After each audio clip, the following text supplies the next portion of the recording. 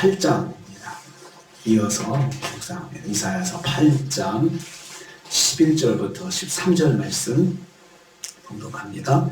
이사야서 8장 11절부터 13절 말씀 같이 봉독합니다. 여호와께서 강한 손으로 내게 알려주시며 이 백성의 길로 가지 말 것을 내게 깨우쳐 이르시되 이 백성이 반역자가 있다고 말하여도 너희는 그 모든 말을 따라 반역자가 있다고 하지 말며 그들이 두려워하는 것을 너희는 두려워하지 말며 놀라지 말고 만군의 여호와 그를 너희가 거룩하다 하고 그를 너희가 두려워하며 무서워할 자로 삼으라. 아멘. 아멘. 오늘 말씀은 여호와께서 여호와의 보호 가운데 있는 선민 유다가 당연히 보여야 할 신앙에 대해서 말씀한 것을 내용으로 하고 있습니다.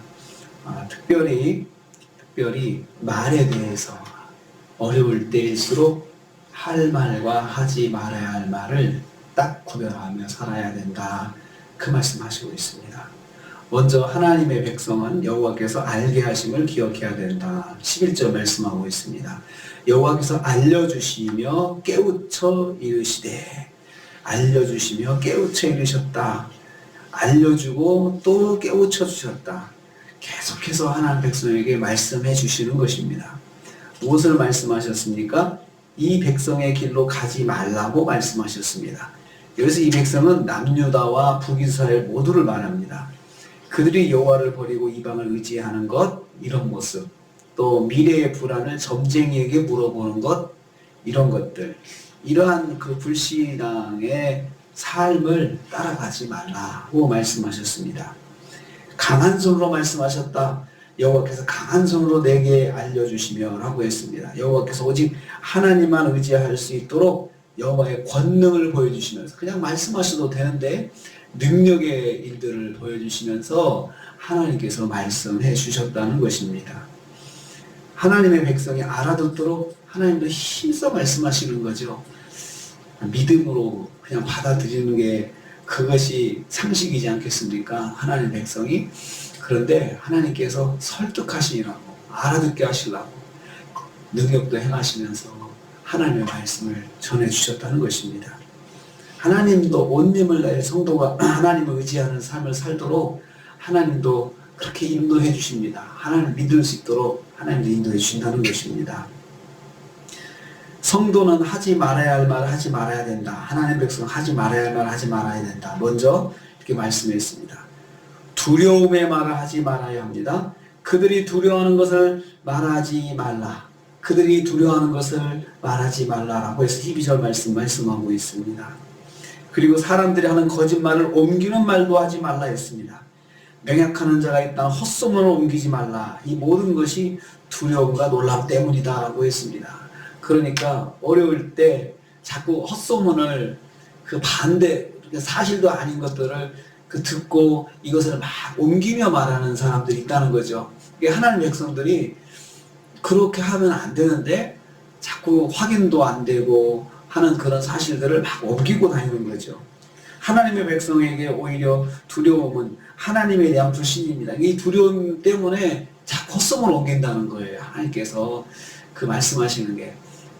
그러니까 하나님에 대한 믿음을 가지지 않으니까 들려오는 말에 막 흔들리는 거죠. 그리고 무서워하고 두려워하고 그래서 나온다는 거죠. 10절에서 하나님이 우리와 함께 하신다고 했습니다. 하나님이 함께 하심을 믿지 못할 때 두려움과 불안이 오는 거죠. 하나님 백성은 하나님이 함께 하시는데 이 사실을 믿으면 무슨 말을 한다 하더라도 야 우리 가운데 배신자가 있고 우리가 어떻게 될 것 같다 이렇게 할 때 하나님에 대한 믿음이 있으면 있으면 뭐해 하나님 함께 하시는데 하면서 그냥 그 말을 넘겨버릴 수가 있는데 그 믿음이 없으니까 믿음이 흔들리니까 불안이 오고 두려움이 오고 그래서 그것을 자꾸 마음에 담고 있지 못하고 이렇게 제거하지 못하고 그냥 막 옮기고 다닌다는 겁니다. 하나님은 성도가 불신앙의 말을 절제하기를 원하십니다. 세 번째로 성도는 해야 할 말만 해야 된다. 13절 말씀입니다. 그는 말을 해야 된다. 너희는 말을 해야 된다. 만군의 여호와 그리고 하나님은 거룩하다. 이렇게 하면서 그러면서 너희는 두려워하며 놀랄 자를 오히려 하나님을 두려워하고 하나님 말씀에 놀라고 그렇게 해야 된다는 것이죠. 한마디로 믿음의 말만 해야 됩니다. 믿음의 말은 무엇입니까? 첫째는 만군의 여호와를 말하라. 만군의 여호와, 모든 왕위에 뛰어나신 위에 계신 하나님을 말하는 거죠. 그러니까 하나님이 만유를 통치하시는 하나님이시다. 만물을 하나님 통치하시고 하나님 뜻대로 하나님께서 다 역사하시는 하나님이심을 선포하는 것이 그냥 한마디로 만군의 여호와 하나님 아버지, 만군의 여호와 하나님, 이렇게 한마디 선포하는 것이 그것이 그 믿음이라는 거죠. 하나님은 온 세상을 다스리시는 주권자이심을 선포하는 말을 해라. 그런 말들을 해야 그 두려움의 말들을 이길 수가 있다는 거죠. 두 번째는 거룩하신 하나님이다 말하라. 거룩하신 하나님이다. 하나님은 거룩하십니다. 거룩하신 하나님은 유일하신 하나님 말하는 거죠. 유일하신 하나님, 하나님만이 전능하셔서 만물을 다스리시고 통치하시는 하나님이심을 선포하는 것이 그게 거룩하신 하나님을 선포하는 것입니다.